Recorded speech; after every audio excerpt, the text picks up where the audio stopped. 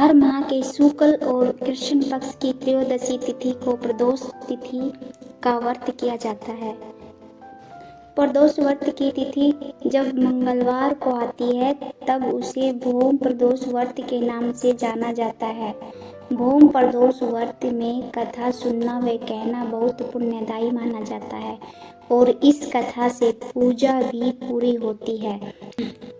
मान्यता है कि भौम प्रदोष व्रत की कथा सुनने व कहने से देवों के देव महादेव का आशीर्वाद प्राप्त होता है और आर्थिक परेशानियों से मुक्ति भी मिलती है। आइए जानते हैं भौम प्रदोष व्रत की कथा के बारे में। भौम प्रदोष व्रत कथा। सूत जी बोले, अब मैं मंगल त्रयोदशी प्रदोष व्रत का विधि विधान कहता हूँ। मंगलवार का दिन व्याधियों का नाशक है। इस व्रत में एक समय व्रती को गेहूं और गुड़ का भोजन करना चाहिए। इस व्रत के करने से मनुष्य सभी पापों व रोगों से मुक्त हो जाता है। इसमें किसी प्रकार का संशय नहीं है। अब मैं आपको इस बुढ़िया की कथा सुनाता हूँ जिसने यह व्रत किया व मोक्ष को प्राप्त हुई। अत्यंत प्राचीन काल की घटना है। एक नगर में एक बुढ़िया रहती थी।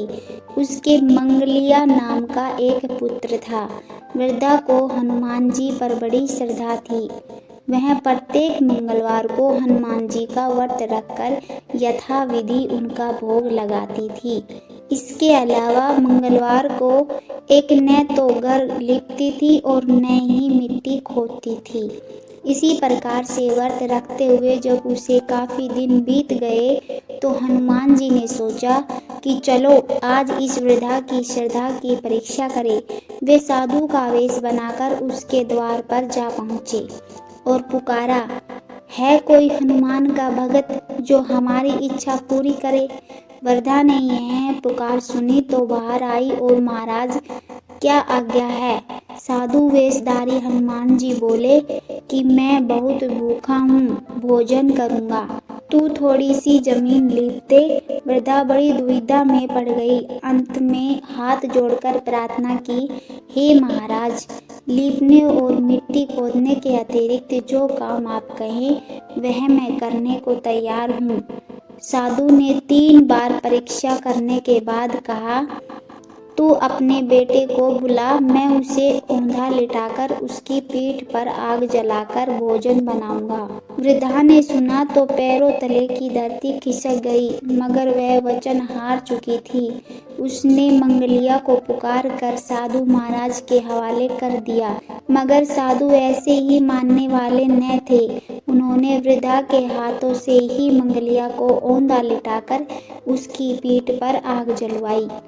आग जलाकर दुखी मन से वृद्धा अपने घर के अंदर जा घुसी। साधु जब भोजन बनाकर कहा कि वह मंगलिया को पुकारे ताकि वह भी आकर भोग लगा ले। वृद्धा आंखों में आंसू भरकर कहने लगी कि अब उसका नाम लेकर मेरे हृदय को और न दुखाओ। लेकिन साधु महाराज न माने। वृद्धा को भोजन के लिए मंगलिया को पुकारना पड़ा। पुकारने की देर थी कि मंगलिया बाहर से हंसता हुआ घर में दौड़ा आया। मंगलिया को जीता जागता देखकर वृद्धा को सुखद आश्चर्य हुआ। वह साधु महाराज के चरणों में गिर पड़ी। साधु महाराज ने उसे अपने असली रूप में दर्शन दिए। हनुमान जी को अपने आंगन में देखकर वृद्धा को लगा कि जीवन सफल हो गया। आज की इस पवित्र व्रत कथा से हम सबको ये सीखने को मिला कि श्रद्धा और भक्ति के साथ किया गया व्रत हमेशा फल प्रदान करता है। आप बोलती कहानियाँ के माध्यम से यह व्रत कथा सुन रहे थे, जहां हम धार्मिक कथाएं और प्रेरक कहानियाँ आप तक पहुंचाते हैं। अगर ये कथा आपके मन को छू गई है और आपको प्रेरणा मिली हो तो इस वीडियो को लाइक करें और अपने अनुभव और विचार कमेंट के माध्यम से हमसे शेयर करें। अपने मित्रों और परिवार के साथ भी इसे ज़रूर शेयर करें ताकि ये कथा उन तक भी पहुंच सके। हमारे चैनल को सब्सक्राइब करें और बेल आइकन दबाएं ताकि आपको हमारे नई कथा और व्रत की जानकारी तुरंत मिलती रहे। धन्यवाद। भगवान की कृपा आप पर सदैव बनी रहे।